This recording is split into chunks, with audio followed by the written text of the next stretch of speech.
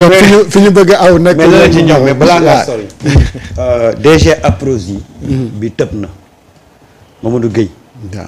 waaw ki ko remplacé mooy Mamadou Lamine Ndiaye. mooy conseil des nekk commissaire aux enquêtes économiques moom moo remplacé nag ki nga xam ne moom moo nekkoon directeur agence de promotion des sites industriels di Mamadou Gueye Amadou Gueye plutôt. Amadou Gueye waaw ma fàttali ne nag Amadou Gueye.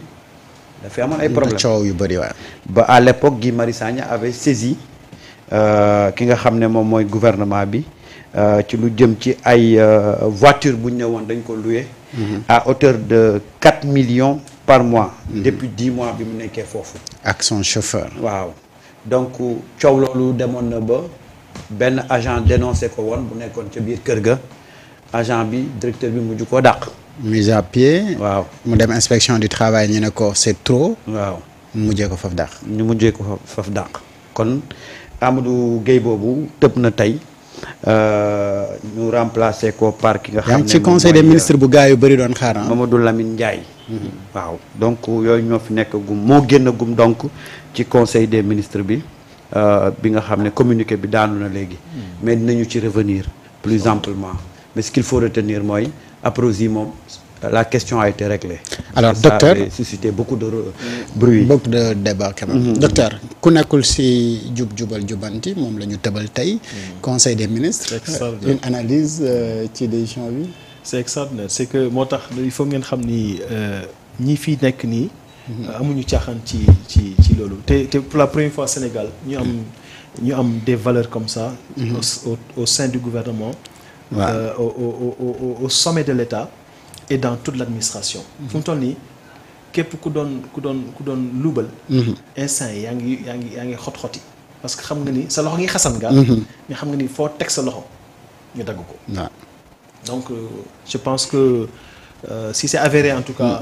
non c'est avéré c'est le communiqué du conseil des ministres. non je parle même pas du communiqué. si c'est avéré que def na si waaw si dëngal bi. voilà fu mu toll nii jubal nañu affaire yi. merci alors Samba une question pour docteur. waaw. Alpha Ousmane Aw.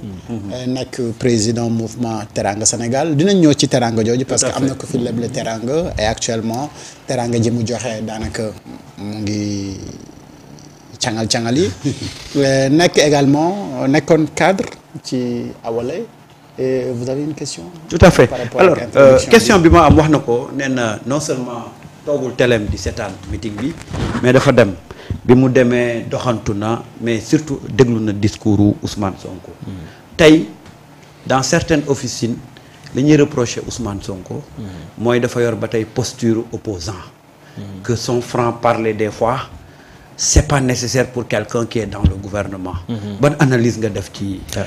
mais dama lay sant Samba ci question bi parce que question boobu dafay tourner tout le temps. ci nit yi. première chose mooy xamal mooy. amul benn texte buy interdire disons la liberté d'association. Au contraire constitution bi da ko permettre. nga nekk premier ministre nga nekk général nga nekk am nga droit associé wu peut-être que sax les corps militaires peut-être qu'ils n'ont pas ce droit. Tout à fait. Il y a des corps qui où c'est interdit. C'est comme ay Cour des comptes. Ou bien banque centrale. Tout à fait. BCEAO. J'ai des collègues amuñu droit boobu. loolu c'est encadré mais boo nekkul ci corps yooyu tu as la liberté. maintenant li Ousmane Sonko di def dafay tax muy bett nit yi mooy lu ma la wax sànq ci stratégie il crée de la valeur.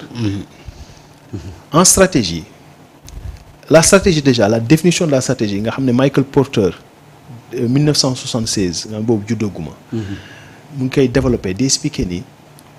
stratégie tout simplement en quelques mots c'est faire ce que les autres n'osent pas faire. Donc tu sors du lot déjà pour nga am avantage compétitif. fu mu toll nii Ousmane Sonko avantage boobu la am maanaam un avantage boo xam ne raw na ay moromam. parce que day créer benn affaire boo xam ne. ci sa entendement da ngay ne mais man lii est-ce que war naa ko def moom mu ñëw def ko. raw la. donc il est premier ministre mais de temps en temps mu sumi costume premier ministre am teg ko. sol costume président parti dem jàmbarloog ak askan bi.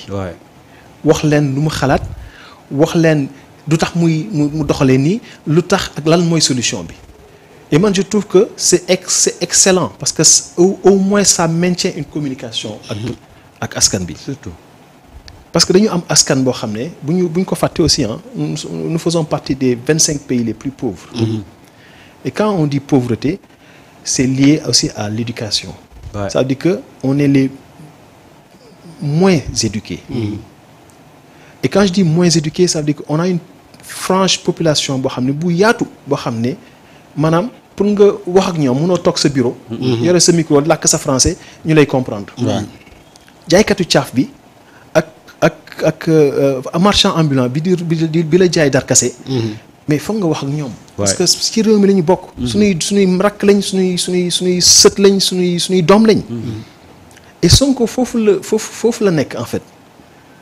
nekkul dans la politique des élites mu ngi dans la politique. c'est un homme politique bu jege askanam. mais dafa jege askan bi man regarde man c'est pas mon chef de parti c'était pas mon chef de parti parce que voilà mais je vous assure c'est un chef quand même quoi qu'on puisse dire qui ko xam ne dafa neex a bëgg. même ci biir parti am boo xoolee relation yi mu am ñun dañ koy saraan ci télé ak c'est les yenn DG yu mu nommé ak yooyu.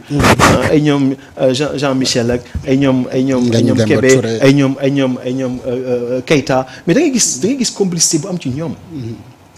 alors que au temps de Macky ba ci Ablaye Wade mais y avait une hiérarchie boo xam ne te en anglais ñu koy wax hiérarchie ba nga xam ne doo ñeme sax sëqat. image bu may fàttali mooy boo leen jëlee exemple Amadou Ba nga xam ne il était premier ministre. un homme boo xam ne teraanga bu mu amu ko. gérer DGID ñëw nekk premier ministre mais xoolal comportement mu amoon devant son président.